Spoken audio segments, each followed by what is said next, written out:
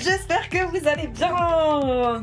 Ah là là là là là là. Le sujet où ça va être la série The Burbs. On en a parlé pour ceux qui étaient là mardi. Je vous ai montré un petit peu les visuels, on a regardé la bande-annonce et je vous ai dit les plus et les moins de la série pour vous conseiller de la regarder ou non. Alors, The Burbs, voici l'affiche. Peut-être que certains vont reconnaître Keke Palmer. Et donc, pour résumer rapidement, c'est une comédie policière de voisinage. Donc, on a vraiment un mix de genres. Si moi je devais le décrire en quelques mots, c'est un mélange entre Desperate Wife et Only Murders in the Building, avec une petite sous-couche horrifique de temps en temps. Donc, franchement, un mélange plutôt curieux, plutôt sympa. Quand j'ai regardé la série, je n'avais pas vu le film de quel est inspiré. C'est un espèce de... Je vais pas dire reboot d'un film parce que c'est pas vraiment ça. Ils ont pris l'idée du film pour en faire un petit peu autre chose, mais ils ont quand même pris le même nom, donc on sent qu'il y a quand même une patte, mais qu'ils se l'ont réapproprié directement. Donc en gros, qu'est-ce qui se passe dans cette comédie de voisinage? C'est un jeune couple qui arrive, donc dont Keke Palmer et dont Jake Whitehall. Et en gros, ils reviennent habiter dans la banlieue dans laquelle a grandi son mari. Ils viennent d'avoir un enfant, donc elle vient d'accoucher, donc elle est encore dans la phase je vais pas travailler, on est chill, on reste à la maison, mon corps digère, j'occupe d'un bébé, etc. Et donc ils déménagent dans la maison dans laquelle a grandi son mari. Le mari repart travailler, parce qu'elle, normalement, c'est une avocate, donc c'est quelqu'un qui aime bien déjà le côté un peu enquête, le côté découvrir la vérité, etc. Ça fait partie de son personnage.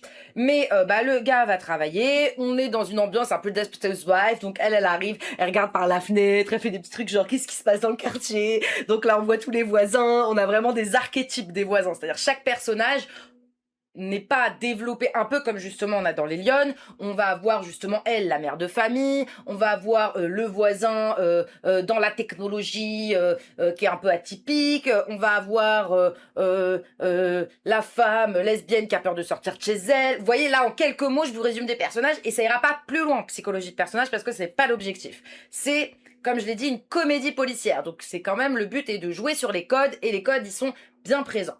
Et alors voilà, donc elle regarde par sa petite fenêtre, elle voit un petit peu tout ça, et en face de chez elle, il y a une immense maison. Et alors là, ça fait vraiment un décalage, c'est qu'on a l'impression que dans la rue de Desperate Wife, il y a une maison d'horreur, quoi.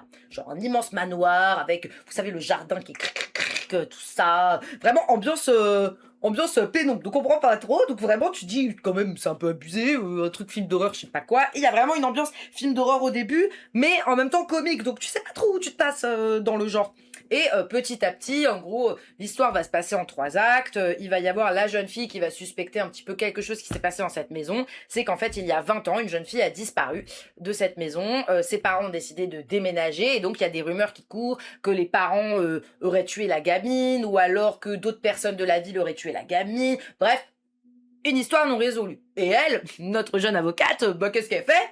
Je vais enquêter. Et ça part un petit peu là-dessus. Mais tout ça, comme je vous ai dit, avec des personnages loufoques, un petit truc. Et pour le côté Only Murders in the Building, c'est qu'il y a, pour moi, un côté intergénérationnel, les gens de tout âge, de toute classe sociale et qui viennent d'endroits différents, qui se réunissent juste parce qu'ils habitent, bon, là, dans Only Murders in the Building, c'est dans le même building, et là, dans le même cul-de-sac, comme ils appellent ça. Donc c'est un petit quartier, vous savez, une petite rue où il n'y a pas un cul-de-sac, quoi, c'est une rue où il n'y a rien au fond, et il n'y a que les petites maisons, et donc c'est vraiment un microcosme et une micro-société. Donc voilà, ça c'est rapidement le petit résumé, je peux que vous la conseiller, ça sera sans spoiler, l'analyse des pilotes comme d'habitude. C'est sur quoi? C'est sur Peacock, c'est une série Peacock, ouais l'histoire est, franchement, je me suis laissé entrer dedans. C'est pas la meilleure série de tous les temps, mais tu te laisses rentrer dedans, tu tapes des barres, etc. Donc là, on va analyser le pilote et vous allez me dire après à la fin, est-ce que ça, pour ceux qui n'ont pas vu, si ça vous donne envie ou pas. Pour ceux qui ont vu, est-ce que vous avez compris des choses ou pas.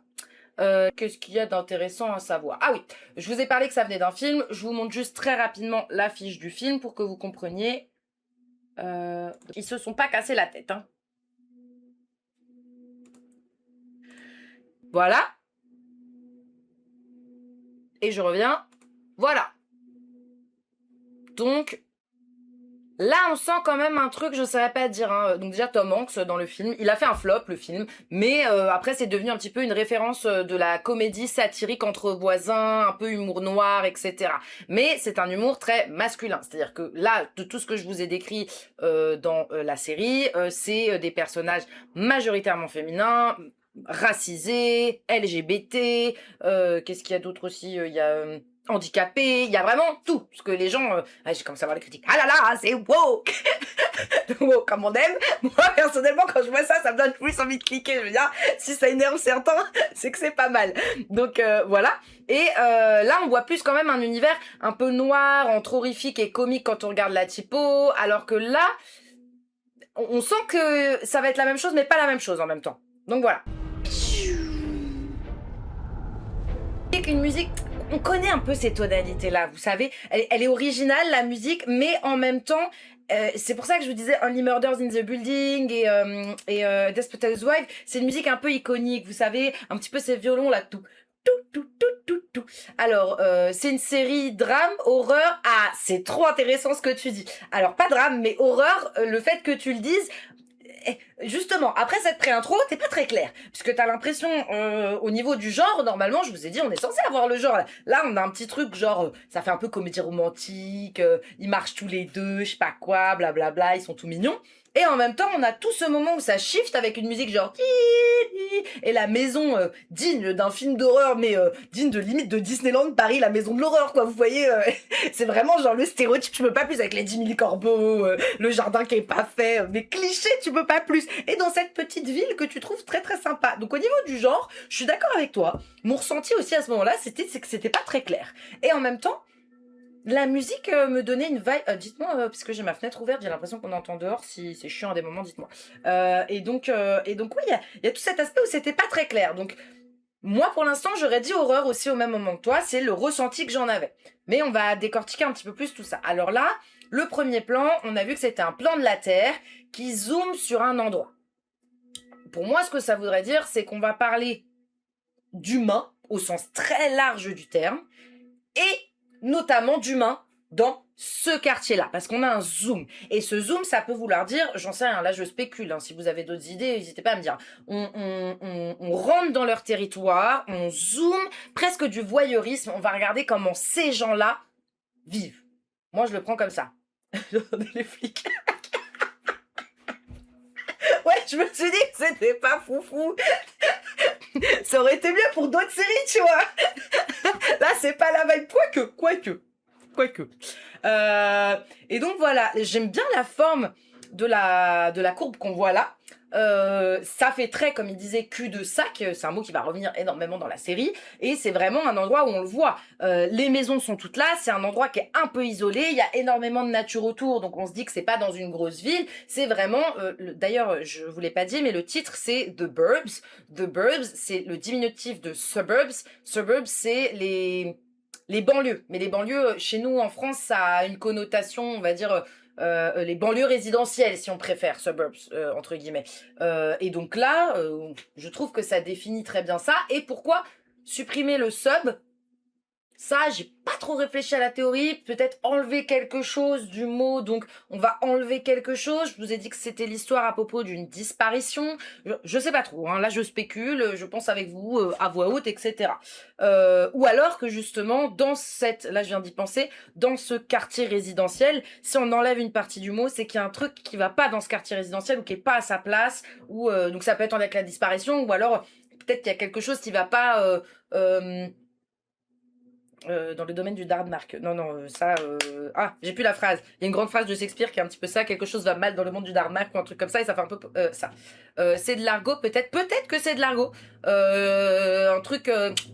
Mais argot, en général, justement, quand on pense à ces quartiers résidentiels, à Desperate Housewives, on pense pas à quelqu'un qui va parler comme les personnages de Shameless, quoi, en mode...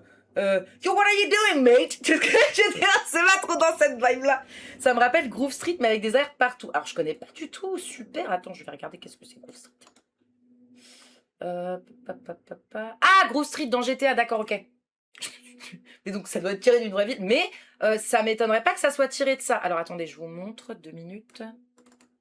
Groove Street, c'est ça. Ah oui, je vois très bien. Je vois très très bien. Je suis en train de penser à tous les RP où il y avait des scènes dans ce truc-là. Oh, les fanas de RP, s'il y en a dans le chat, je vous comprends. Et donc voilà, donc là pour l'instant, moi personnellement, c'est tout ce que j'ai vu là-dessus. S'il y en a qui ont d'autres idées ou d'autres choses, voilà. Notre couple est habillé en blanc et en bleu. Alors, faut savoir quelque chose dans l'art du cinéma en général.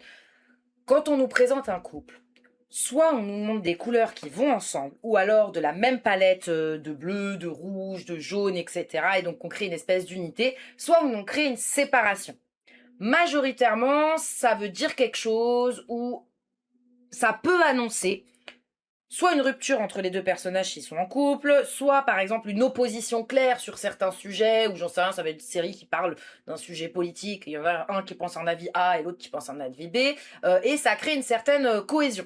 Non, je veux dire opposition. Et au contraire, quand on a des personnages qui sont assez habillés pareil, par exemple les deux vont avoir des couleurs chaudes ou quelque chose comme ça, on peut trouver un lien et donc le sujet va pas être justement dans la confrontation. Là, on peut supposer ça. La première phrase de dialogue qu'on a, ça parle des fences, des barrières. Donc, les barrières, si je prends le mot traduit basiquement, les barrières, ça peut être un moyen de dépasser les barrières. On peut avoir aussi une idée de superficialité, parce que notamment, là je parle plus de... Là c'est mon opinion, je me base sur aucun fait, mais pour moi les séries américaines, et notamment comment on fantasme l'Amérique, nous en tant que Français, il y a vraiment justement ces petits quartiers avec la petite barrière, tout est carré, tout est droit, les maisons elles se ressemblent toutes, il y a une certaine ergonomie, un certain lissage, superficialité, vous savez on montre pas que dans les maisons il y a des choses dysfonctionnelles, on est très dans le paraître, et notamment ça c'est aussi dans des valeurs très américaines où il y a beaucoup de ce que nous on appellerait faux cul en France parce qu'on est très direct. Je parle majoritairement de la population française, après il y a toujours des exceptions, etc. En tout cas on est perçu comme des gens très directs, qui prennent pas de pinceau pour parler, etc. C'est pas l'expression mais vous avez compris. Qui prennent pas de pinceau. Allez, on invente des mots. Et aux États-Unis, en tout cas, dans toutes les séries et films que j'ai regardés dans ces milieux-là, il y a quand même un aspect de paraître. Donc dire directement, parler de ça, qu'est-ce que ça veut vouloir dire? Perso, je trouve que le fait de parler des barrières accentue leur isolement sans oublier la forêt autour pour exacerber le sentiment d'oppression. C'est pas con. C'est pas con. Pas con du tout ce que tu racontes et on verra dans le reste de l'analyse. Les barrières accentuent l'isolement. Donc oui. Donc là, c'est vraiment une séparation. L'idée de séparation barrière est pas mal pour exacerber le sentiment d'oppression. Oppression, ce mot est intéressant parce que c'était pas un mot qui était présent que j'aurais dit. Mais au final, si on parle un petit peu du sous-jacent, derrière le comique, l'horreur et tout, il y a une certaine satire sociétale qui pourrait parler d'oppression. Donc là, je suis assez d'accord avec ton analyse là-dessus, très juste, très juste. T'as dit c'était qui le réal de la série? Attends, je te retrouve le nom. The Burbs. Alors attendez, non, il n'y a pas que le réal, je vais... Je sais que dans l'équipe du film, il y a des gens qui ont fait des trucs connus. Laisse-moi reprendre mon brouillon. Céleste Hugay. Hugay. Je vous le mets dans le chat parce que je sais pas le prononcer. Céleste Hugay, et elle est notamment connue pour Dead to Me et High Fidelity. C'est ça.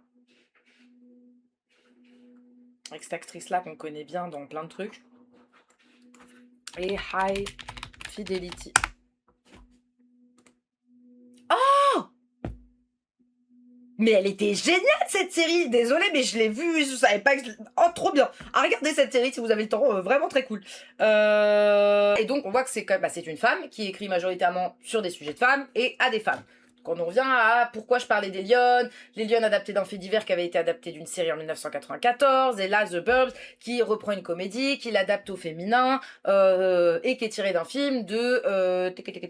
là c'est 1789. 1989. Allez. Oui, ça a été fait en 1789. Bah oui. Allez. Durant la Révolution, ils ont fait un film comme ça.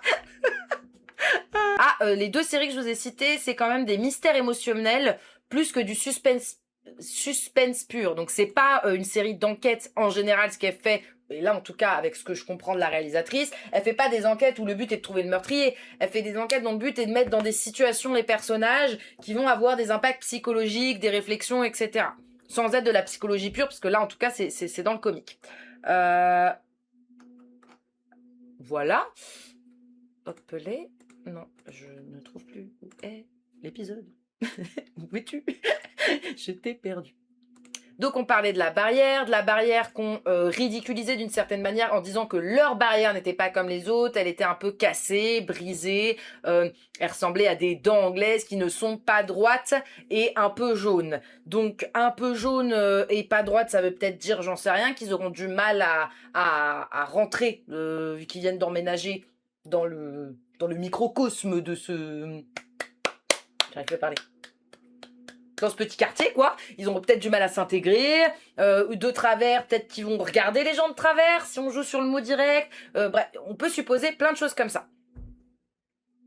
Un moment de changement dans leur vie, que pour l'instant justement il n'y a pas l'air du tout d'avoir de conflit, d'opposition, on ne sous-entend pas comme c'est beaucoup fait justement dans les scènes de déménagement de couple et dans les intros comme ça, on part souvent normalement dès la première phrase, mais tu sais que je voulais pas venir emménager chez tes parents. Il n'y a pas eu cette petite phrase là pour l'instant qui nous dit oh là là je suis pas contente et j'ai fait un sacrifice pour toi, qui pourrait sous-entendre un futur conflit, etc. Non, là on nous pose vraiment un couple qui a l'air amoureux, heureux. Là elle a un t-shirt avec Hudson dessus. Alors je veux juste regarder Hudson. C'est un fleuve coulant dans l'état de New York et du New Jersey.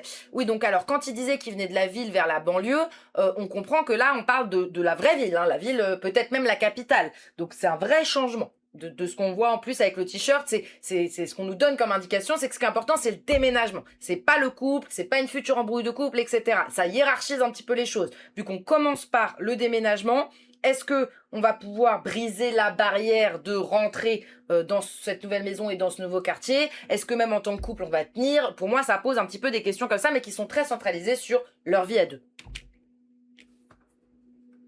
Appelez. Ok. Donc là, on entend It's gonna grow on you, donc de la manière, c'est un petit peu sous-entendu. T'es peut-être fait pour la ville, t'as accepté de venir, mais je te jure que si t'as confiance, ça peut se marcher. Donc il y a un léger sous-entendu que peut-être elle avait des inquiétudes ou de l'anxiété par rapport à si sa place était vraiment dans ce quartier, mais pas un conflit. Et quelque chose qui est assez important pour la suite de l'histoire, cet endroit est sécurisant. Sécurisant, et j'ai même envie de dire étant, c'est quoi la phrase exacte que j'essaie de la traduire? Hinkley Hills est un endroit safe, on a la traduction française, hein, parce que sécurisant ou sécurisé, c'est pas assez bon. Safe pour grandir. Donc, ça sous-entend autant safe de manière, voilà, il n'y a pas de conflit, de voisinage, etc. Tout autant que sécurisant, j'en sais rien. C'est pas un quartier où il y a 18 meurtres à la seconde, quoi. Tu vois ce que je veux dire? On se dit pas, wouhou, c'est l'attaque. Hop, hop, hop, hop, hop. Le fusil de check-up veut dire que c'est un endroit safe. Exactement. Exactement, c'est vraiment ça. Par contre, l'orthographe, je vous prie de m'excuser. Oui, on n'en est pas là. Hein. D'ailleurs, je sais même pas comment ça s'écrit. Je vais regarder. Je vais regarder ça.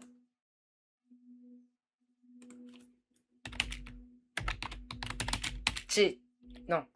Attends. Fusil de Tchekhov. Attends. Je copie-colle. Parce que même nous, on apprend. On apprend. Tous ensemble. Tac. Mais c'est vraiment ça. C'est vraiment le but. Il y a des petits trucs comme ça. T'as tout compris. Ça laisse de la place à la déception. C'est un endroit sécurisant, etc. Et aussi, ça veut dire que là, il habite des attentes. Donc la meuf va se dire, attends, moi j'attends tout ça. Depuis le début, tu me racontes c'est bien, c'est machin, c'est bidule. Il pourrait y avoir une déception. Ça, je suis extrêmement d'accord aussi. Je l'avais pas vu de ce point de vue-là. D'ailleurs, j'ai pas besoin de repréciser ce que c'est. Enfin, vous savez, ou vous avez besoin que j'explique pourquoi Kalou a dit ça? Alors c'est intéressant pour notamment la fin, ils donnent là ils ouvrent une porte, je vais pas vous dire comment ça se conclut, pour la fin, c'est-à-dire il dit ah, là on habite dans la maison de mes parents, heureusement qu'ils nous ont laissé le truc, c'est génial, tu vois, genre, hop les, attendez 30 secondes, on fait comme d'hab. Alors oui, explique pourquoi le fusil de Tchekhov. Alors, je vais le dire avec mes mots, mais c'est un peu ce que j'explique en termes du cinéma, c'est quand tu dis dans une histoire, quand tu annonces quelque chose dans un récit, faut que tout ça, ça soit exploitable. C'est-à-dire que tu ne dis pas, j'en sais rien, elle a été faire ses études en Birmanie, si tu vas pas utiliser ça pour le développement de ton personnage. Si à un moment, j'en sais rien, il va pas y avoir un truc où elle arrive à lire sur un produit un truc en bien. Tu vois ce que je veux dire? Sinon, ça sert à rien. Sinon, n'importe qui te dirait, il ne faut pas mettre ça. Je vais juste te donner la définition exacte, parce que là, c'est avec mes mots que je l'ai dit. On complète, hein, comme ça, là, même moi, je vois là où j'avais tort. Hop là.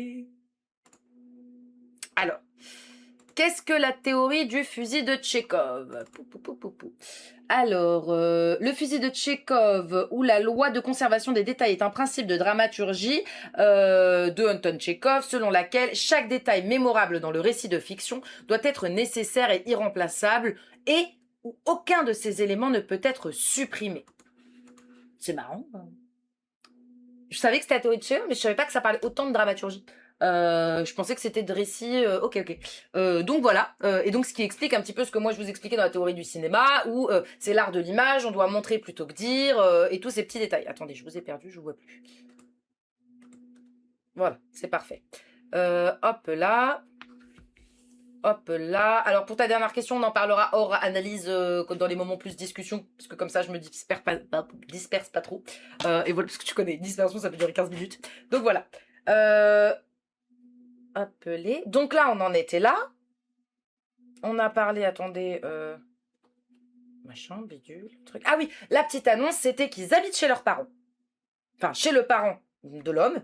Parce que désolé, je le mettais sur le mauvais écran.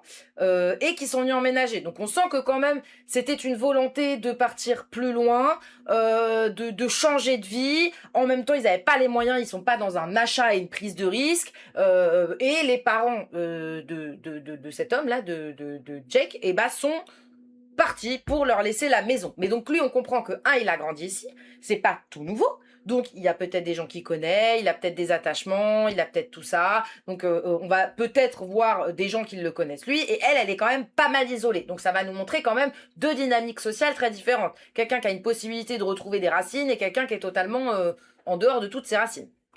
Vraiment de monstration de l'amour, on est en train vraiment de nous présenter un couple qui est unique, qui est bien, qui est fort, entre guillemets. Et donc à ce moment-là, donc on vient de voir, le couple ça nous présente juste ça, de l'amour. Là je pense que la chanson c'est vraiment pour nous montrer que c'est pas des personnes prises de tête, c'est une femme qui ose, c'est voilà. Donc ça nous montre deux personnages en accord avec eux-mêmes, qui s'aiment, qui sont plutôt dynamiques, jeunes, et qui se prennent pas la tête, ou ils se mettent pas une énorme pression non plus, comme on peut arriver voir dans Desperate Housewives ou ce genre d'autres séries.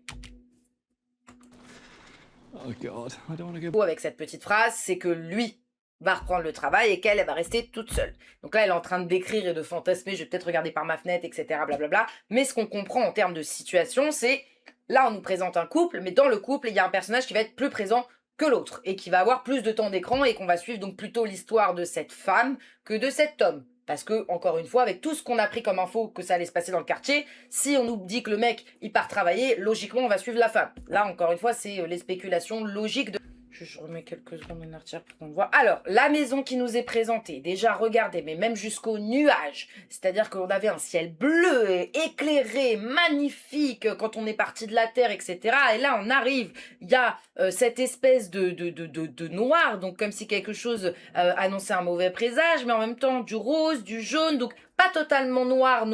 On nous montre quand même un espèce de mélange de couleurs qui est très présente. Et le rose rappelle un petit peu la couleur de la maison. La maison, franchement, ça pourrait être la maison de Charmed, mais si elle avait été bien mise en scène, etc. Mais là, on nous la montre délabrée comme jamais. Ce qui fait que c'est délabré, c'est qu'on voit les petites traces de peinture par-ci, par-là. On voit des corbeaux partout, limite, on dirait qu'ils sont faux. On voit l'état du jardin, ils nous ont mis... je pense que le lieu de tournage était quand même beau de base et que c'est rajouté parce qu'on voit les belles petites plantes sur le côté, là, je sais pas si vous voyez. Et là, tout d'un coup, il y a le... Il y a tous ces plantes qui sont pour nous représenter mortes, donc des plantes mortes. On ne sous-entend pas qu'on est en automne parce qu'on voit la verdure quand même là. Et qu'est-ce qu'elle va voir depuis sa fenêtre? Ça c'est intéressant que tu parles de fenêtre. Oui, parce qu'elle l'a déjà dit. Oui, je vais regarder par la fenêtre. Ça, trop intéressant. Trop intéressant parce que limite toute la série c'est la fenêtre. Mais autant elle que eux, que machin, que bidule, tout se passe par la fenêtre. Enfin pas tout, mais les 3 premiers épisodes c'est que de la fenêtre, tu vois. Donc déjà, t'as repéré le mot qui était stratégique dans tout le dialogue. Pour les nuages, on pourrait juste se dire que le soleil se couche, la nuit va être mouvementée. Aussi, c'est intéressant ce que tu dis. Donc l'alternance entre le jour et la nuit. Donc peut-être qu'on va avoir des séquences le jour et peut-être qu'on va avoir des séquences la nuit. Donc on reprend. On en était à cette maison d'horreur un petit peu qui est là. Donc regardez-moi ça, un mélange entre charme et tout. Il y a quand même une fenêtre qui ressort plus qu'autre chose, qui est quand même celle-là, je trouve, hein, qu'on voit. Tous les rideaux sont fermés. La seule fenêtre qu'on voit un petit peu qui est pas fermée, c'est celle-là. Il y a celle-là, mais elle est cachée par un arbre, donc on nous fait comprendre. On nous fait comprendre aussi qu'il y a une espèce d'arc. L'arc, la manière dont c'est filmé, le plan, au lieu de nous le mettre un plan frontal, où l'arc, il aurait pu, j'en sais rien, nous montrer une belle porte d'entrée, là, ça nous montre un espèce de recoin noir. Donc on peut sous-entendre que peut-être il y a un passage derrière, ou alors on avait vu, quand on avait eu l'immense vue du dessus... voilà, on sous-en bah, c'est marrant que la maison elle est pas là d'ailleurs, tu maintenant qu'on le dit. Ah! Peut-être que ça pourrait être la maison de nos 2 protagonistes et là pourrait être la maison, hantée là ou quelque chose comme ça. Ou alors on considère que ça c'est la maison de protagoniste, c'est ça la maison hantée et résultat il y a du bois autour. Mais en tout cas, on peut sous-entendre qu'il y a un accès au bois et qu'il y a une petite porte par là, quoi. Hop les, ça y est, j'ai réavancé, je sais plus où on en est. Là, elle voit la maison, elle fait: «Ah la panique!» Une maison rouge. Rouge, ça peut être synonyme de passion, de danger, de sang, d'amour. Bon là, on est plus vers les trucs négatifs, vu le rouge délabré. Et notamment un contraste rouge et vert qui je trouve est très présent. Ils auraient pu, hein, quitte à le faire de manière grossière, pas nous mettre de verdure du tout. Donc peut-être une certaine, on a déjà dit le mot 3 fois mais je le redis, opposition.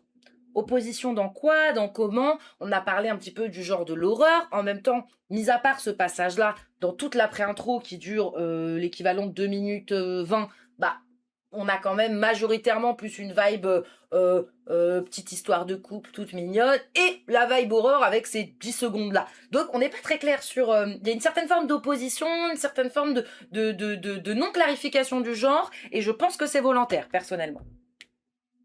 Donc hop là, et je crois qu'il nous reste les dernières quelques secondes.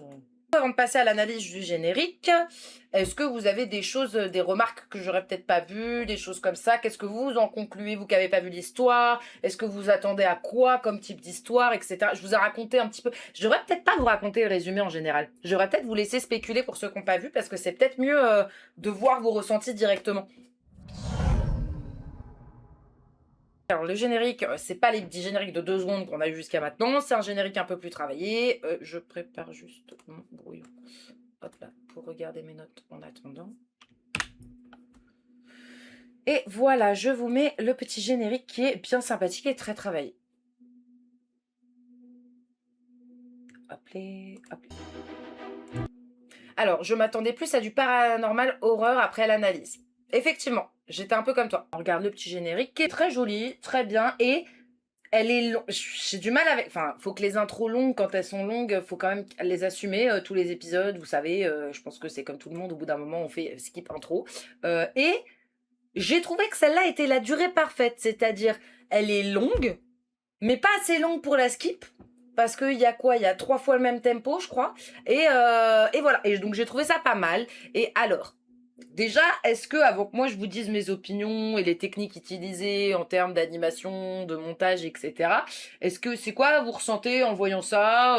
Est-ce que ça vous fait penser à d'autres films, d'autres séries que vous avez pu voir, d'autres dessins animés? Est-ce que voilà, il y a des références? Parce que moi j'en ai trouvé certaines par rapport à mon expérience, mais voilà, vous en avez peut-être d'autres. Ou même en peinture, ou même, je sais pas, ça vous fait penser à un livre, un truc. Ça vous fait penser à des choses ou pas? Ou ressentir quoi comme émotion? Parler du genre aussi qui était pas très clair, qu'est-ce que ça donne comme genre? Donc ce générique, il a une vibe ombre chinoise un petit peu, là je vous dis, sans point de vue technique. En même temps c'est très sombre, mais en même temps c'est très coloré et très pop. Donc on revient pour moi dans cette opposition qui était primaire dans ce qu'on avait vu dans l'entrée. Donc le but c'est encore une fois, on a le mot opposition qui revient, on a le mot sombre et coloré et chaleureux, donc une espèce de truc un peu contradictoire. Et ce que je dirais à première vue, c'est plus ombre chinoise, si on devait dire un mot. Mais, alors, ce que ça s'appelle, c'est ça, précisément, cette technique, c'est des silhouettes en animation vectorielle. Autrement dit, faut que j'arrête de vous regarder là, vous êtes là. Pip, pip, pip, pip, pip. Attendez, je vais changer. Voilà. Voilà. Donc, c'est des silhouettes en animation vectorielle. Vectorielle, ça veut dire, juste qu'on sait, pour ceux qui connaissent vite fait, Illustrator, Photoshop, c'est le fait que ça soit pas pixelisé. Vous savez, j'en sais rien, je fais un logo, mon but c'est que là, mes petits logos, ils apparaissent là sur les côtés de mon écran. Là, si vous zoomez, là, je laisse inverser. Là, si vous zoomez, il y aura pas de pixels parce que c'est vectorisé. Donc ça, c'est le mot, c'est une manière de travailler un petit peu sur Internet. Donc, c'est des dessins, animations en ombre, silhouette ombre comme on a pu voir, ça on a pu en voir des milliards de fois dans des films, des dessins animés, ou même nous les ombres chinoises, dans du théâtre, etc. C'est quelque chose qu'on connaît. L'ombre, qu'est-ce que ça peut vouloir dire? Que les personnes, elles représentent, soit elles cachent quelque chose, soit elles sont sombres, soit, là c'est mon parti pris, ça représente des archétypes. Ce qu'on appelle archétypes, on en a déjà parlé plusieurs fois sur cette chaîne, notamment aussi dans les vidéos, c'est des personnages qui représentent un groupe social, un groupe ethnique, un groupe, j'en sais rien, on peut avoir les plus connus, on a par exemple la blonde méchante au lycée, vous savez, la meuf populaire. Souvent, elle est blonde, elle a les yeux clairs, elle est fine, et c'est une peste, etc. Ça, c'est un archétype. Ça veut pas dire que toutes les blondes populaires sont des pestes. Ça veut juste dire que c'est un personnage qu'on va voir revenir d'œuvre en œuvre et dont on va utiliser les mêmes codes. Moi, c'est comme ça que je le prends. C'est-à-dire que là, comme je vous l'ai raconté, même le couple qu'on nous a montré, on nous a pas montré quelque chose d'extraordinaire, on nous a pas montré quelque chose de complexe, on a montré quelque chose d'assez simple. Un couple qui arrive dans une banlieue. Une banlieue qui ressemble quand même pratiquement trait pour trait à Desperate Housewives, à Wisteria Lane, et une maison, comme j'ai dit, on dirait une maison de charme, mais en même temps une maison de la maison hantée de Disneyland. Donc en fait, ça utilise des codes qu'on connaît. Pour l'instant, visuellement, il n'y a pas eu un truc qui nous a surpris en nous disant waouh, ça réinvente la roue, ça va être original. Non, c'est vraiment un jeu sur les codes. Donc là, pour moi, ça c'est mon interprétation de pourquoi on voit plein de silhouettes dans le générique. Ça serait pour représenter des archétypes. Et ensuite, comme dans la majorité des génériques, là on voit par exemple une mère, une femme avec une poussette, donc on comprend que c'est une mère, et il y a marqué Keke Palmer, qui est donc l'actrice qui joue la mère que vous avez vue là dans la pré-intro. Donc c'est un petit peu une personnification, et donc on va comprendre que chaque silhouette correspond à un personnage qu'on a vu ou qu'on n'a pas encore vu. Là, au début de la pré-intro, ça peut nous donner des indices sur les autres personnages et des situations qu'ils peuvent avoir, ou pas du tout. On va voir un petit peu tout ça. Ensuite, on va parler un petit peu de ces couleurs. Donc, on voit ces couleurs, là, on voit comme une espèce de lueur, de rose et de bleu. Donc, on pourrait dire que les lueurs viennent pratiquement de ses pieds.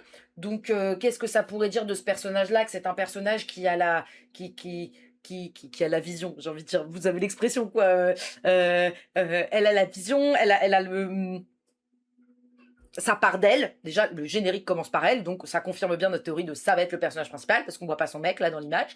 Et ça va être un peu l'aura de cette série, c'est elle qui va peut-être faire l'enquête, peut-être comme ça. La poussette est plus là en termes, pour moi, de symbole « je suis une mère » que pour représenter l'enfant. Même dans la pré-intro, on n'a pas eu un gros pamphlet sur le bébé ou sur quelque chose. Là, on lui a donné un nom, on a compris qu'il venait de naître, voilà quoi, ces trucs-là. Et je ne sais pas si vous avez vu, l'encadrement, c'est une fenêtre.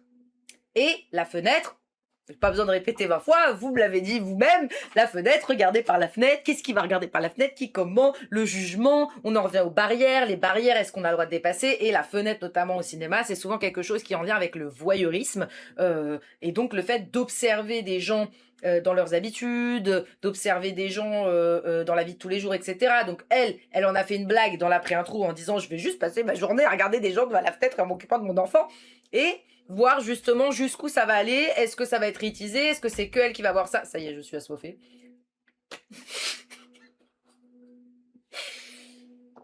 Voilà. Il y a des jours où ça va pas, ou même boire, c'est compliqué.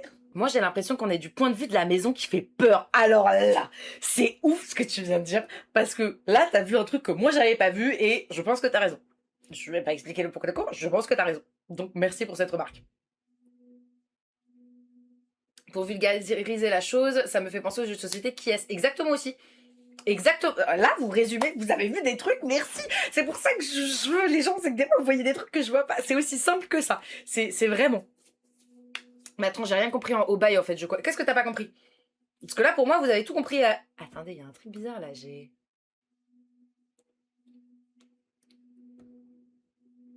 des trucs sur les lèvres. Je viens de mettre mon truc, mais c'est...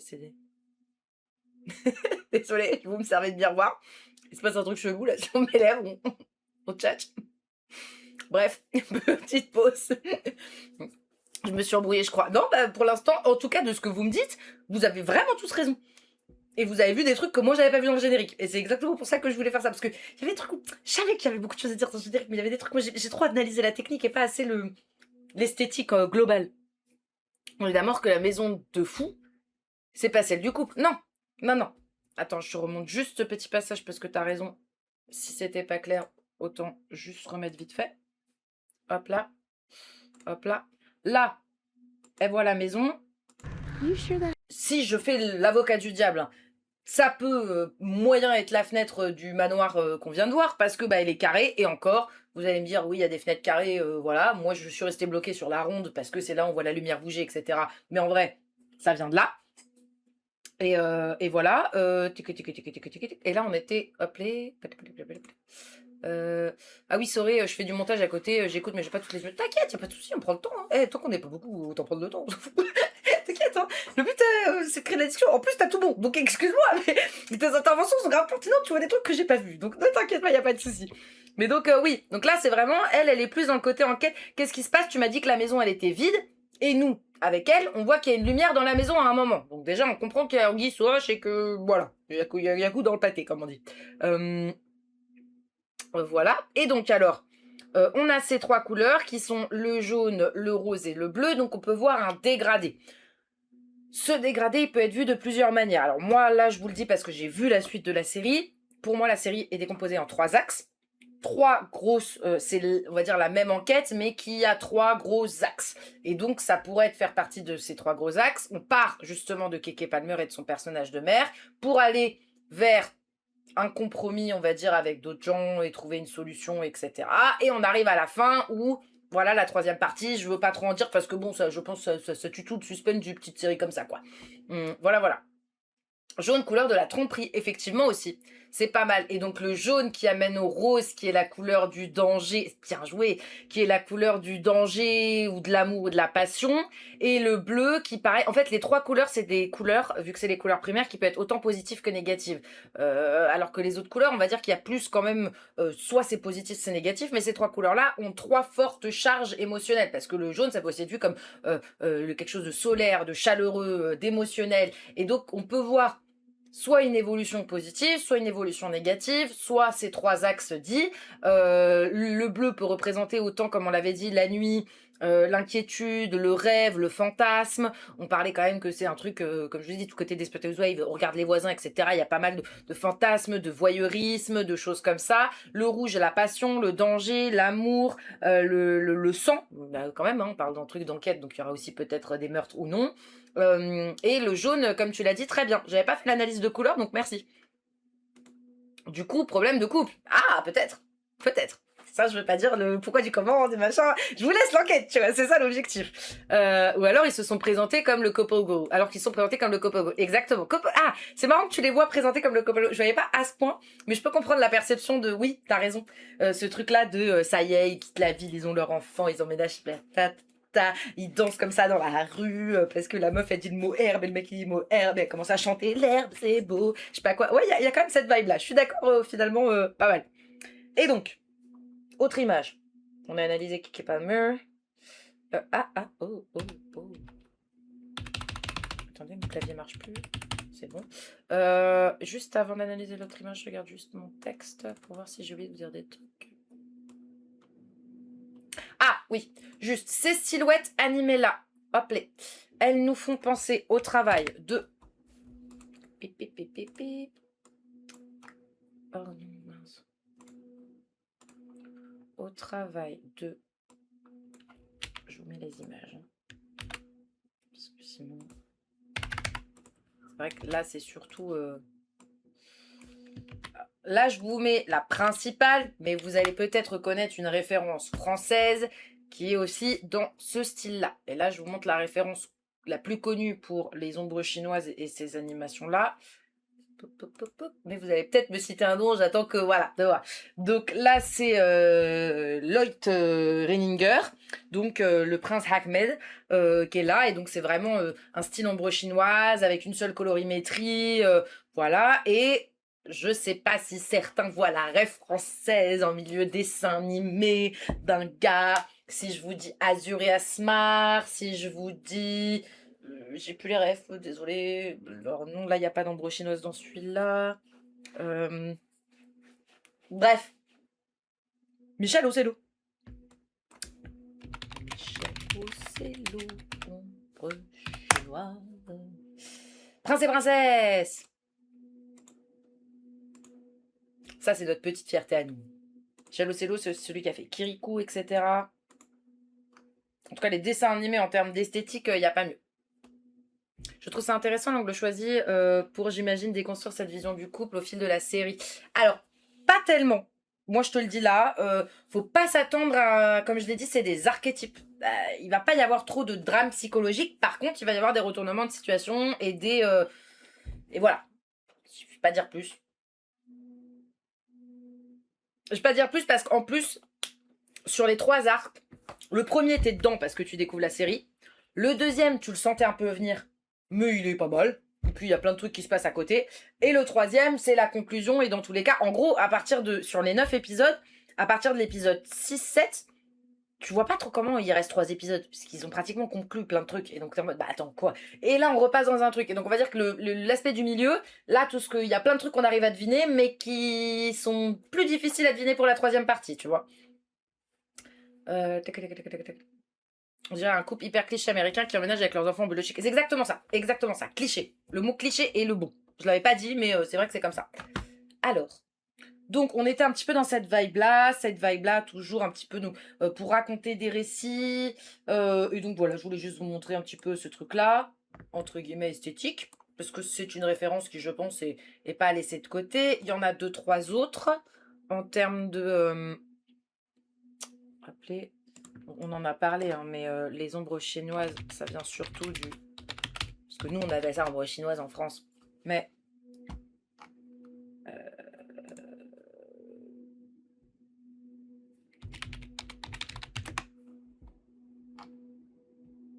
J'aimerais bien en trouver des...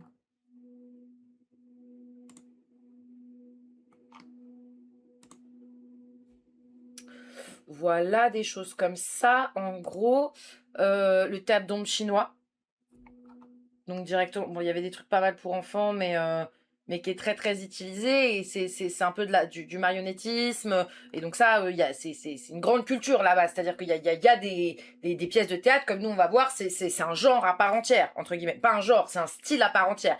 Non, ça doit pas être chinois. C'est vraiment plus celui-là.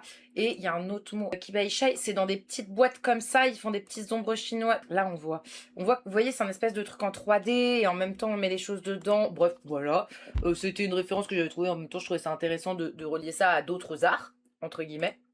Et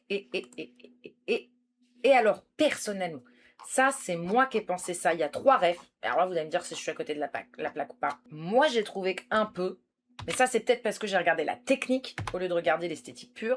J'ai trouvé qu'il y avait une petite vibe Spider-Verse. Par exemple, ce genre d'image-là. Et alors là, vous allez me dire, il n'y a pas trop de rapport, etc. Personnellement, j'en ai trouvé. Et alors, hop les, j'en ai trouvé... non pas dans l'esthétique pure et dure, mais dans la technique utilisée. C'est-à-dire qu'on va avoir un sujet, qui va être un humain, qui va être mis en avant, et le tout avec derrière des couleurs, des grains imparfaits, et une non... Comment ça s'appelle ça, on va pas l'installer dans un contexte. On va pas mettre, justement, on aurait pu mettre... Désolée, je vois encore un truc blanc là. On va pas encore mettre... le personnage dans un environnement qui est codé, qui est codifié. Non. Et donc, on va utiliser le grain, l'imparfait. Je sais pas si... Là, je peux zoomer un petit peu. Vous voyez, c'est un peu flouté.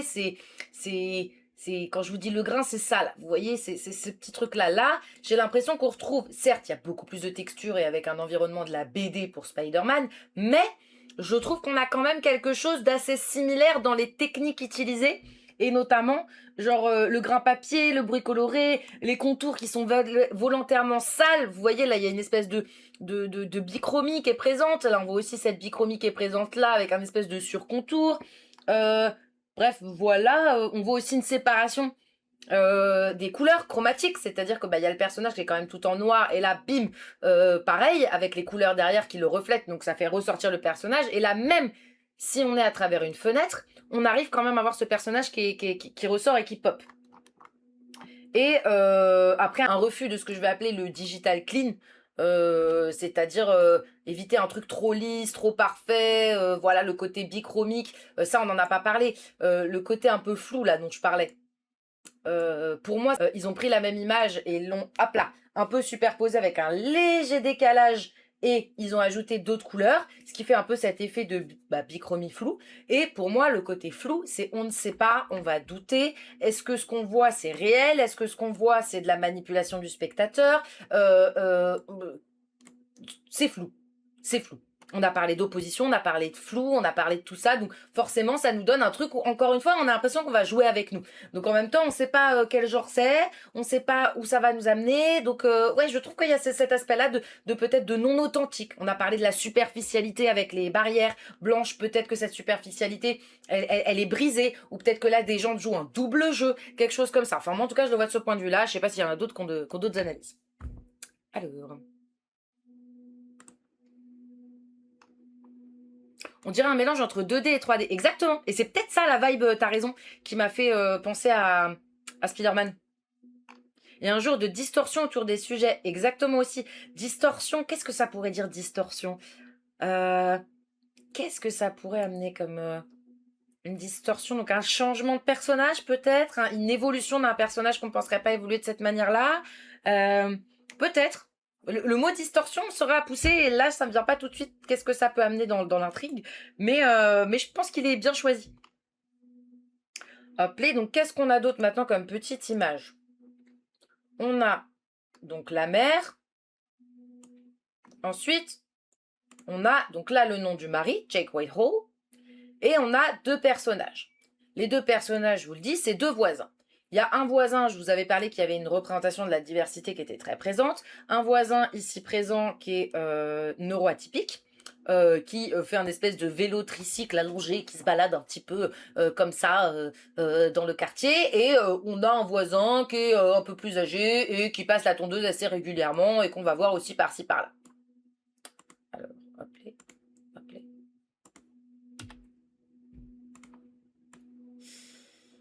Et donc, voilà. Et le tout, ça, avec le nom du mari. On voit que là, il y a 1, 2, 3 fenêtres qui nous sont présentées. Donc, ça sous-entend quand même une maison où il y avait 3 fenêtres, ce qui confirme la théorie que tu avais eue, je crois que c'était Destiny ou Kalou, sur le fait que c'était peut-être une vision de l'intérieur du manoir. Donc ça contredit un petit peu ce que moi j'avais dit, où ça pourrait être la femme qui nous a été présentée, la mère de famille qui regarde par la fenêtre, parce que les seules qu'on a vues, la seule maison avec des immenses fenêtres les unes à côté des autres, c'est celle du manoir. Et ça, je ne l'avais pas vu, donc merci pour ça. Et toujours des couleurs différentes, c'est-à-dire que là, on va avoir plutôt le jaune à terre et le bleu, ce qui pourrait sous-entendre, dans ce que moi je vous avais dit par rapport à la mer, il y a les 3 couleurs, il y a le jaune, le orange et le bleu, peut-être que si je pars il y a 3 axes dans la série, 3 arcs dans la série, lui arriverait au 2e arc, et jusqu'à la fin, au bleu. Et blanc et bleu, ça voudrait dire que ce personnage-là, il a une place particulière. Il n'est pas comme les autres, il n'est pas dans la même colorimétrie, donc est-ce qu'il va ressortir? Est-ce qu'il faut s'en interroger? Est-ce que, voilà, je vous laisserai vous faire vos propres avis dessus. Un double jeu de la part des personnages. Très bien, le mot de double jeu, c'était vraiment ce qu'il fallait, parce que vu qu'on voit en double, on voit flou, je pense que c'est très juste. Genre, il donne une image d'eux et en réalité, c'est autre chose. Ah, ça peut être bon. Ça, c'est bon pour... Il y a le côté, ça, je trouve ça bien pour le côté suburbs, quartier, tu sais, on fait toujours faux semblant, faut toujours paraître parfait, le côté Desperate Housewives, etc. Et le côté quelqu'un qui n'est pas celui qui n'est pareil, donc peut-être que l'histoire d'enquête qu'on suit part peut-être non pas d'un simple fait divers, mais que ça va être peut-être plus grand concernant cette ville. Ça, je pense que tu as raison là-dessus, la manière dont tu l'as formulé, c'est très juste et je pense que c'est exactement ça qu'on voulait faire nous faire ressentir. Mais genre, tu streams la dinguerie. Bonjour, enchantée. Bienvenue sur le live, je sais pas qui t'as, mais t'as l'air de me connaître, Chirel. Bienvenue. Et donc, ça se ferait dans le sens de vie d'un quartier fermé avec tous les petits secrets et les non-dits possibles. Ça, je pense que c'est vraiment la vibe qu'il faut. Ah, putain. Bon, comme d'habitude, on arrive aux heures de stream où c'est la guerre. J'arrive tout de suite. Ça fait longtemps de fou. Bah écoute, j'espère que tu vas bien. J'espère que, voilà. Me dis pas si, entre guillemets, je sais jamais faire quand il y a des gens que je connais mais que je sais pas. Parce que dites pas d'où on se connaît, parce qu'après, sinon, ça peut me... Comment ça s'appelle? Hop là. Hop là. Ah, du lycée, ça va, parfait. Bah, tu l'as dit tranquille. Bah, déjà, bienvenue. Wassine du lycée, ça me dit quelque chose. Attends, on parle de lycée. Alors, j'ai fait de lycée, on va pas dire le nom. Ne cite absolument pas le nom, s'il te plaît. Sinon, il va falloir que je. Attends, je prépare la vue modérateur au cas où.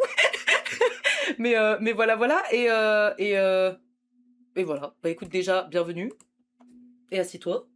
Et je dirais premier lycée, on était en général. Parce que j'ai fait un lycée aussi technologique. Parce que si c'était un truc en général, bien, etc. Oui. Mais Wassim, le pote de Ryan? Je suis à côté de la plaque. Oui, MDR. Bah, salut alors. Donc attends, là je suis plus en mode format, je travaille et tout, mais on finit bientôt parce qu'on on en est à la fin de l'analyse et après on commencera à papoter, etc. Parce que sinon pour les autres, c'est pas idéal. Mais bienvenue sur le live, trop plaisir de te voir. Ouais, je sais si t'es fan de live, c'est clair que enfin t'es bienvenue chez moi et toi, donc tu connais très bien, tu me connais bien. Appela. Alors attends.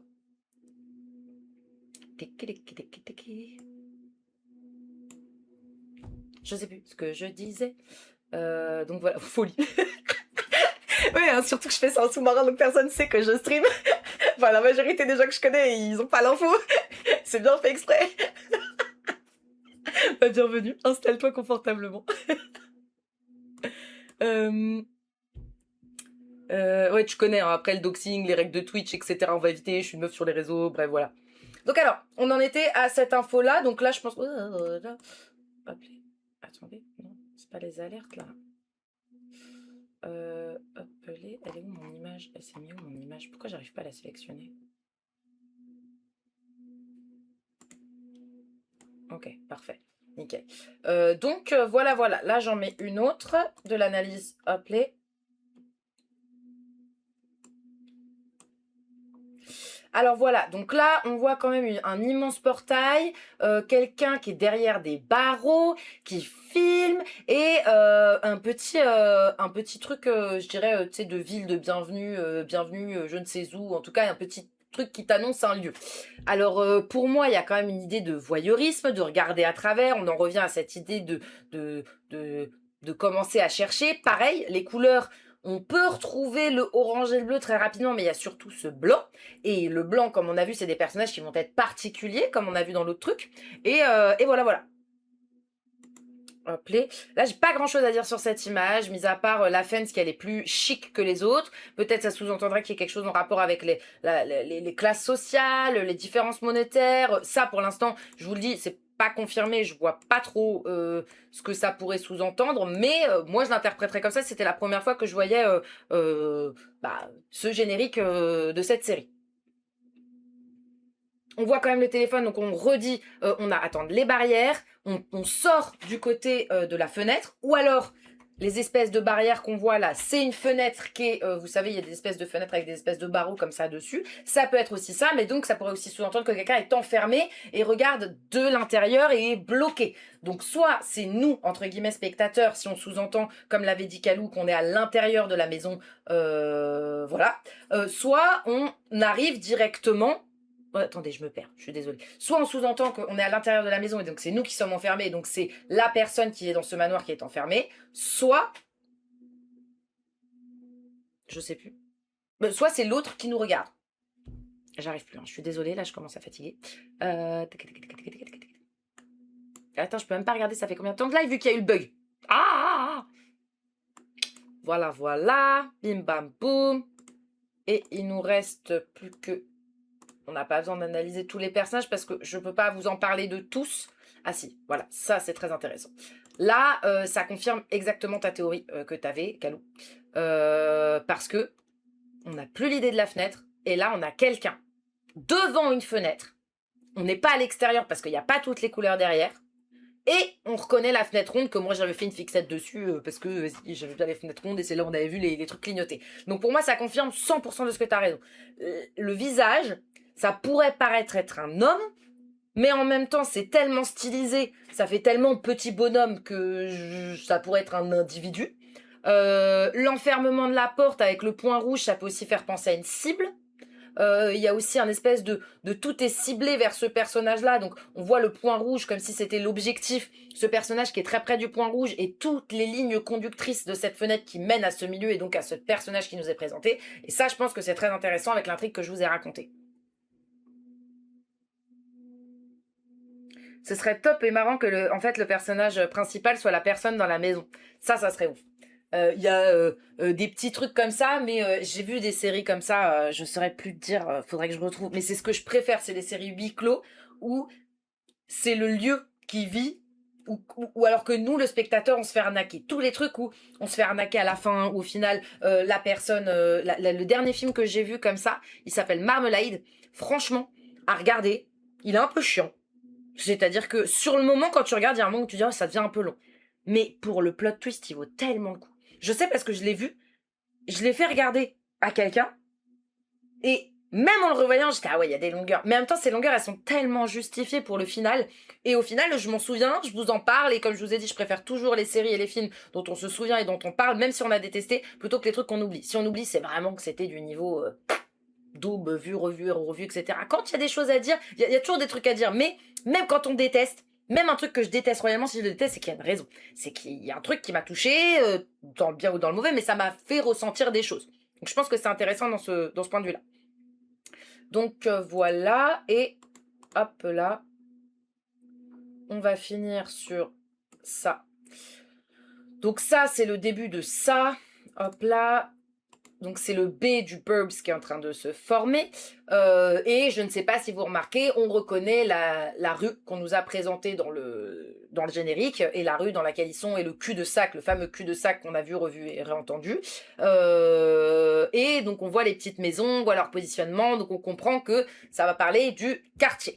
Ce quartier, il y a la bichromie qui est donc les deux couleurs, les espèces de projections d'ombre qui montrent quand même qu'il y a une manière, encore une fois, une opposition entre être perçu et être vu.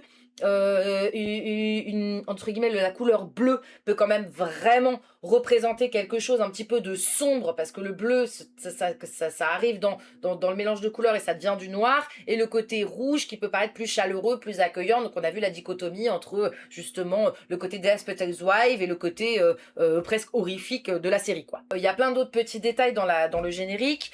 Une fois que vous aurez vu la série, s'il y en a certains d'entre vous qui l'ont vu, vous pourrez revenir et on pourra reparler un petit peu des petits détails. Vous avez vu, ça parlait de ça, ça parlait de ça, ça parlait de ça, parce que ça donne des indices sur l'intrigue. Mon but, c'est pas de vous faire des spoils, c'est au contraire de vous donner envie et qu'on réfléchisse ensemble. Donc voilà, juste après, on enchaîne. Je le fais assez rapidement sur l'installation. Alors, on a vu une présentation, là, il n'y a pas plus cliché. Tout ce qu'on a vu, c'est... J'enlève le son et je nous le mets. Voilà, donc on a... on a déjà bien avancé. Voilà, donc on a un camion de poubelle. Je ne dis rien d'autre. Un gars qui court en PLS avec ses poubelles. Donc on sent que l'organisation, c'est pas son fort à ce personnage-là, etc. Et voilà. Et on sent que voilà, le camion de poubelle, il est bleu, il est très voyant, il est symbolique. Peut-être, j'en sais rien, là c'est des spéculations. Hein. Le bleu qu'on a vu dans le générique, si on analyse, on a eu quand même pas mal de bleu. Bim, on enchaîne avec un truc bleu. Peut-être que ça veut dire que le camion de poubelle, il aura un aspect particulier à un moment, ou etc. Donc, on peut voir un petit peu toutes ces diversités de choses, on va dire. On voit, voilà, le personnage de Jake Gilligan, qui est quand même, on voit qu'il est poli avec comment ça s'appelle, les travailleurs qui se connaissent. Oh là là, je t'ai pas vu depuis longtemps, etc. Tu te rappelles de moi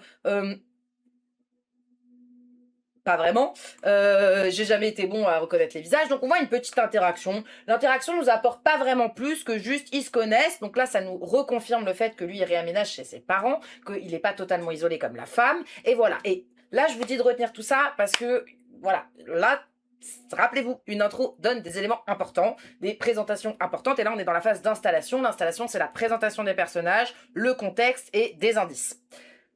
Je n'en dis pas plus. Là, c'est marrant si on regarde ce plan bleu-bleu, vert-gris. Mais donc, on voit une opposition entre les deux personnages. Et en plus, ils sont séparés par un poteau en plein milieu plus une poubelle. Donc, ça montre bien une opposition entre les personnages. Est-ce qu'il va y avoir un futur conflit? Est-ce qu'ils vont se rencontrer? Est-ce que c'est juste une altercation différente pour dire qu'ils viennent de deux milieux différents? Où bah, il y a celui qui ramasse les poubelles et il y a celui qui habite dans le suburbs et qui est bien avec sa femme et que voilà, il est arrivé dans la petite bourgeoisie, tu comprends? Ça peut être un petit peu de ces trucs-là. Je vous ai dit, on accélère un petit peu parce que vu que je suis entre guillemets en retard sur la fin du live.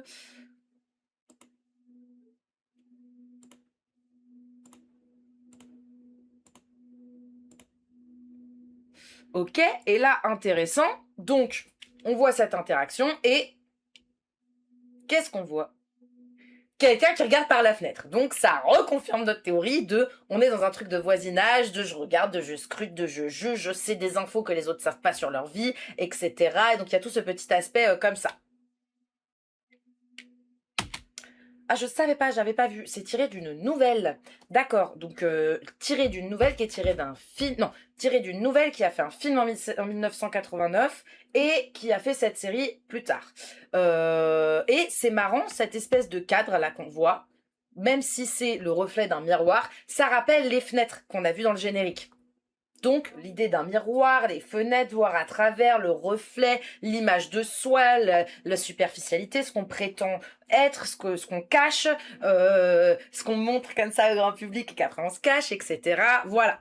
Et je vais pas aller plus loin parce que normalement, on avait dit qu'on arrêtait une pré-intro, c'est une scène.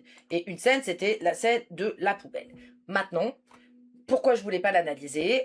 C'est pour certaines raisons que vous découvrirez par vous-même si vous regardez la série. N'hésitez pas à me dire vos retours si vous la regardez. C'est, à votre avis, je trouve personnellement, moi, en scène de cette scène-là, la scène de la poubelle, j'ai pas compris pourquoi elle était là. La scène de là que je vous loupe aussi de la mère de famille, je comprenais pas trop. Moi, personnellement, j'aurais commencé la scène de pré-intro comme ça. C'est-à-dire qu'elle, elle danse dans sa voiture avec son enfant. Et là, il y a une voisine qui arrive et on découvre le côté du voisinage, le côté Desperate Housewives et tout ça qui est majeur dans la série. Et donc, quand vous regarderez la série, essayez de réfléchir à pourquoi on nous a montré la scène de la poubelle avant et pourquoi on nous a montré la scène de discussion du couple avant. Même si ça ne nous apporte pas plus d'infos. Et c'est là où ça devient intéressant et c'est là où on va pouvoir pousser et c'est là où vous allez comprendre la puissance de l'analyse qu'on est en train de faire. Là, j'ai fini la série. Il y a 2 spoils que je vous ai pas dit. Mais je vous ai donné toutes les clés. Et donc à regarder, c'est à vous de réfléchir. Faites votre petit bonhomme de chemin et tout ça. Mais des fois, ça donne des indices. Mais il faut le savoir, le bon cinéma, il est là pour t'induire en erreur. Donc des fois, si on devine trop tôt, c'est peut-être que c'était trop facile, ou alors que c'est peut-être pas le sujet. Le sujet est peut-être pas l'enquête, c'est peut-être comment on en arrive à là, etc. Donc à vous de me dire un petit peu vos retours quand vous aurez vu cette série ou non. J'espère que ça a su vous convaincre déjà dans la vibe, dans l'énergie, etc. Donc j'espère que ça vous a plu. Ah oui, c'est super récent. Ouais, toujours j'essaye de vous faire des séries qui sont très récentes. Comme ça, on a le temps d'analyser ensemble et c'est des sujets un peu hot take. On a le temps de voir comment les gens... moi, je vous en parle très très rapidement. Comme ça, je vous parle de mes premiers ressentis. Je me laisse pas biaiser par les analyses que je peux lire, machin, parce que même moi, je suis une passionnée, etc. J'aime apprendre tous les petits trucs, regarder les théories, regarder les critiques et tout ça, mais j'essaye de créer le contenu avant.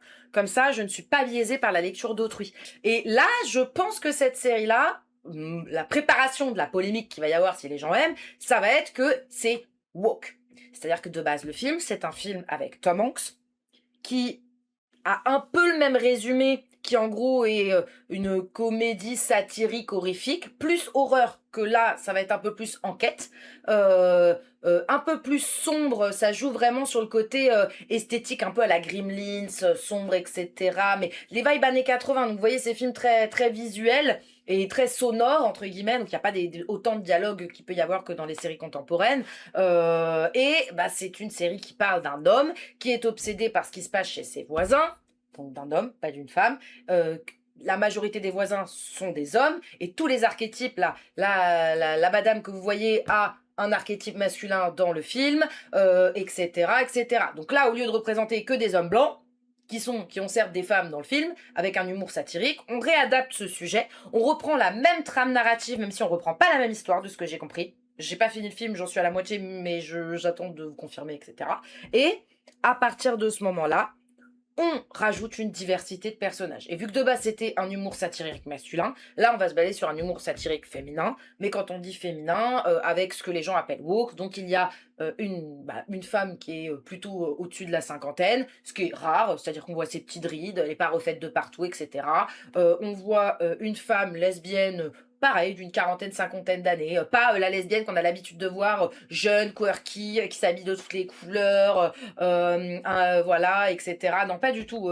Le récit d'une femme qu'on n'a pas l'habitude justement de représenter en tant que lesbienne. Ensuite, on a le personnage que je vous ai dit qui est sur son tricycle là, qui me fait trop rire, qui est, je pense, sur le trouble autistique. Je ne vais pas faire de diagnostic de personnage, mais on voit qu'il a des manières, en termes de relations sociales, c'est très biaisé, mais un peu l'autistique, encore une fois, très stéréotypé. Tout ce qu'on va voir, c'est stéréotypé. Un peu comme... Là, je reviens, c'est pour ça que je compare avec les Lionnes. Les gens ont critiqué le fait que c'était un stéréotype de la banlieue, une blanche qui parle wesh, ou encore que y ait des gens qui parlent wesh dans une série qui se passe dans la banlieue, que c'était stéréotype, c'était fantasmé. Quand on fait une série sur des stéréotypes, bah, typiquement, le handicap, que ce soit ce même personnage, Kim, la femme qui a les cheveux rouges dans Les Lionnes, ou alors le mec en tricycle dont je vous parle dans The Burbs, ils sont stéréotypicales, et typiquement, ça ne me dérange pas quand c'est de la comédie, on ne rit pas d'eux, on rit avec eux. Et au contraire, je trouve qu'ils sont acceptés dans les deux séries. Ces deux personnages-là, aucun moment on met en question handicap, pas handicap, on l'accepte et on fait avec. L'environnement fait avec. Et je trouve ça très noble pour ça. Et donc, dans le stéréotype, oui, parce qu'il y a des gens qui vont me dire en quoi Kim est stéréotype pour le bipolaire. Je suis désolée, quand une bipolaire a les cheveux rouges, est impulsive au point de dépenser tout son argent auprès de gens véreux, etc., oui, c'est du stéréotype. Ça veut pas dire que ça n'existe pas. L'impulsivité et tout ça, machin, font partie de la maladie. Par contre, ça veut pas dire que t'es bipolaire, ça y est, tu dépenses tout ton argent au loto, etc. Ou alors que t'es avec des gangsters en train de faire des pokers la nuit. Bref, je trouve que c'est deux séries qui vont partir de stéréotypes pour parler d'une ambiance. Et là, j'ai trouvé que c'était du comique, non pas du comique outrageant comme Les Lionnes où ça va provoquer, etc. Mais un comique sous-jacent de putain, c'est agréable, je passe un petit moment. Voilà, cette vibe, vous voyez, Desperate Housewives, je dirais pas que c'est comique, mais en même temps, on rit des fois.